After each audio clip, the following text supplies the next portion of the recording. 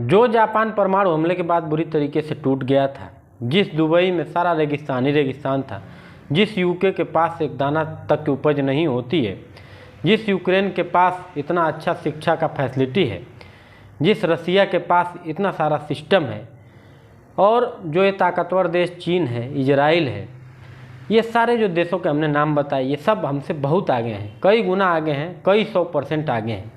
और हम यहाँ बोल रहे हैं कि मेरा भारत महान और हम विश्वगुरु हैं।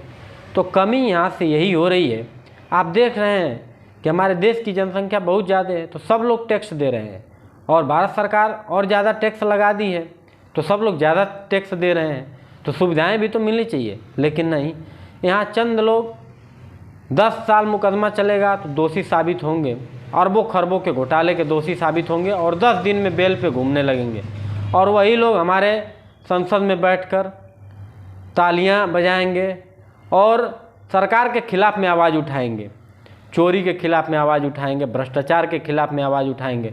इस देश की दुर्गति यही है कि जो भ्रष्टाचारी है वही भ्रष्टाचार के खिलाफ आवाज़ उठाता है, जो रेपिस्ट है वही रेप के खिलाफ आवाज़ उठाता है। बहुत अजीब विडम्बना है, उल्टा चोर कोतवाल को डांटने वाली हाल है।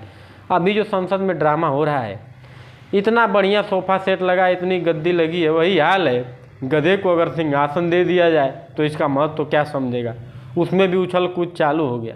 अब यही नहीं समझ में आ रहा है कि देश की प्रगति कैसे होगी, जब सुबह से शाम तक सारा काम दुर्गति का ही होगा। देश को लूटा जाएगा, घोटाला किया जाएगा, भ्रष्टाचार किया जाएगा, संसद में कोई काम नहीं होने दिया जाएगा, तो आखिर ये देश आगे कैसे बढ़ेगा। जब आगे बढ़ने के सारे रास्ते को अवरुद्ध कर दिया जाएगा तो आगे हम कैसे बढ़ेंगे। एक तरफ तो हम बड़ी बड़ी बैरिकेटिंग लगा दे रहे हैं, दंगे करके, शोर शराबा करके, जो काम होना है वो भी अवरोध में डाल दे रहे हैं, और दूसरी तरफ जितने चोर हैं सब बेल पे घूम रहे हैं, जिनको जेलों में होना था मंत्री बनकर बैठे हैं। बड़ी अजीब विडम्बना है। इस देश में जब तक शिक्षा का एक अलख नहीं जगेगा, वन नेशन वन एजुकेशन नहीं होगा, भारत भारतीयता के बोध कराती हुई जब तक हमारी शिक्षण पद्धतियाँ नहीं होंगी, जब हम अपने वीर महापुरुषों के, क्रांतिकारियों के इतिहास को नहीं पढ़ेंगे, तो हम ऐसा चरित्र नहीं गढ़ पाएंगे और हमारा ये देश नहीं बचेगा। आप देख रहे हैं, आप खुद ही देखिए, अमेरिका है, चीन है, जापान है, इजराइल है, रूस है, चाहे यूक्रेन है, ये हमसे बहुत आगे हैं। छोटे छोटे देश, हमारे एक एक मंडल के बराबर, एक एक ज़िले के बराबर जिनकी आबादी है, हमसे कई गुना आगे हैं। मतलब हर फैसिलिटी में हमसे आगे हैं। उनकी शिक्षा व्यवस्था कहिए, उनका रोज़गार कहिए। हमारे यहाँ के लोग जाते हैं, कम पढ़े लिखे लोग जाकर दुबई में, सऊदीया में, कुवैत में अच्छे पैसे कमाकर अपना घर परिवार चला देते हैं। मतलब हर तीसरे घर का व्यक्ति आउट ऑफ कंट्री है, गल्फ देशों में है। तो आप सोच सकते हैं कि हमारी विकास की वृद्धि और विकास का दर क्या है। इसीलिए हम कह रहे हैं, उठ जाग धरा के वीर जरा, चित्कार कहाँ से आती है, अरे देश की आन पे मरने को भारत माँ तुम्हें बुलाती है। उठ जाग धरा के वीर जरा।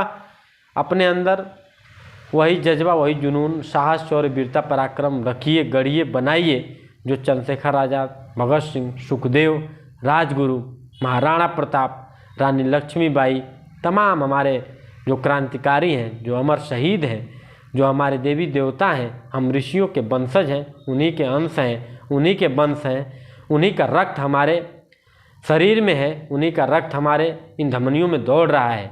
तो आइए संकल्पित हो जाते हैं, तन मन धन से देश सेवा पर न्यौछावर करते हैं अपने आप को, और इस देश को जगाते हैं, अपने आप को जगाते हैं, स्वयं को जगाते हैं, परिवार को जगाते हैं, समाज को जगाते हैं। और जब घर परिवार, आप और स्वयं हम जग जाएंगे, तब ये राष्ट्र अपने आप जग जाएगा। अजीब विडम्बना है, जिन लोगों ने अरबों खरबों के घोटाले किए, वो लोग बेल पे घूम रहे हैं, पद पे बैठे हुए हैं। उसी जो नया संसद भवन बनाया हमारे आपके टैक्स से, पैसे से, उसी में जो राजगद्दी लगी है, राज सिंहासन लगा है, उसी में बैठ के शोर शराबा कर रहे हैं। ये कहाँ तक उचित है? सर्वथा गलत है। सैनिक शहीद हो जाता है, हमारे देश के हीरो जो कहे जा रहे हैं, अभिनेता, नेता, ये श्रद्धांजलि तक नहीं देते हैं, 2 शब्द लिखते भी नहीं हैं। जिनको आपने अरबों खरबों का दौलत दिया, जिनको आपने मान सम्मान इतना दिया देश में कि दुनिया में उनका नाम है आज देश की वजह से, वो लोग 2 शब्द उनको श्रद्धांजलि के लिए नहीं बोल पाते हैं। तो ये किस बात के हमारे देश के रक्षक हैं, ये तो देश के भक्षक हैं, देशद्रोही हैं। और अगर उसी भाषा में कहा जाए तो ये आतंकवाद से भी ज़्यादा गलत कार्य है।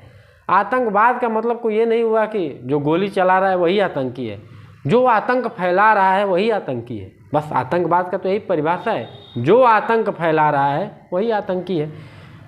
चोरी करना, लूट भ्रष्टाचार करना, घोटाला करना, दलाली करना, कमीशन खाना, निधि के पैसों को खा जाना, जनता के पैसों को खा जाना, ये तो आतंक ही है, आतंक फैलाना ही है। तो आतंकवाद ही है, ये आतंकवाद है, ये मानिए। और आतंकवाद की यही परिभाषा है, सही में आतंकवाद की यही परिभाषा है। ये कहीं आतंकवाद से भी ज़्यादा बढ़ के है। अभी मैंने जिन देशों का नाम लिया, मतलब बहुत सोचने वाली बात है, जिनके पास अपना कोई सुख सुविधा संसाधन नहीं है, जिन देशों के पास इतनी प्राकृतिक संपदा नहीं है, इतने वन जंगल, इतने मतलब जल जीवन और ज़मीन, इतने हरियाली नहीं है, इतने मौसम की अनुकूलता नहीं है, वो देश हमसे कितने आगे हैं। आप खुद देखिए कि हमारा भारत कहाँ है। हम बस नारों में महान हैं और नारों में विश्वगुरु हैं। इसको सही में बनाइए, संकल्प उठाइए। और अभी गणेश चतुर्थी आ रही है, गणेश भगवान से ही किसी काम का शुरुआत किया जाता है, शुरू हो जाते हैं। मंगलम भगवान विष्णु मंगलम गरुड़ध्वज मंगलम पुंडरीकाक्ष मंगलायश्च तनोहरि सर्वबाधा विनिर्मुक्तो धन्य धान्य सुतामृतम मनुष्यो मत प्रसादे न भविष्यति न संसद विघ्नेश्वराय वरदाय सुरप्रियाय लंबोदराय सकलाय जगद्विताय नागाननाय स्तुत्यग विभूषिताय गौरी सुताय गणनाथ नमो नमस्ते। वंदे मातरम। जय हिंद। सच्ची देशभक्ति निभाइए और जो गलत लोग हैं इनके खिलाफ आवाज़ उठाइए, इनका आप विरोध करिए, इनका आप समर्थन मत करिए, नहीं तो आप भी आतंकवाद के समर्थन में अपनी भागीदारी निभा रहे हैं, भागीदारी सुनिश्चित कर रहे हैं और इससे अपना देश पतन हो रहा है। हमारा भारत बर्बादी के कगार पे जा रहा है। वन नेशन वन एजुकेशन की बात होगी। जय हिंद, जय भारत, जय हिंदुस्तान, जय जय श्री राम।